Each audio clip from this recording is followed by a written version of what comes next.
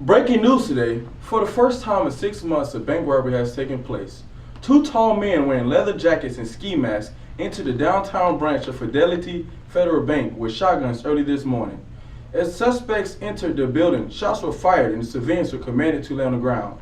The robbers got away with more than $20,000 in cash and an undetermined amount in checks and securities. The bank's manager, Jack Sherritt, who was also present at the crime scene, says that the bank was fortunate because the vaults had already been emptied by staff. Expiration of General Motors' contract is sparking outrage at an automobile factory. Machinists belonging to a local union have called for a walkout at the GM plant. As the president of the union, Barney Olive, put it, "We have bargained in good faith, but we can see no evidence that General Motors is doing the same thing." In other news, taxpayers in Lynchburg will be paying closer attention to their money these coming years.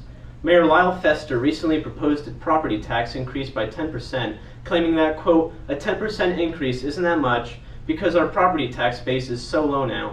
Hundreds of people are voicing their opinions this morning, with phone calls flooding the mayor's office. The Taxpayers Union has announced that it is planning a recall movement against the mayor because of the part he played in proposing the tax. The Speaker for the State House of Representatives, Milton Bradford, has announced that he will not be seeking re-election after serving the House for 27 years. The Logan'sville Democrat is closely aligned with the education lobby and supports higher pay raises for state school teachers. A new runway is being built to increase Lynchburg's airport capacity because of the high demand from airlines that wish to schedule more flights in the city.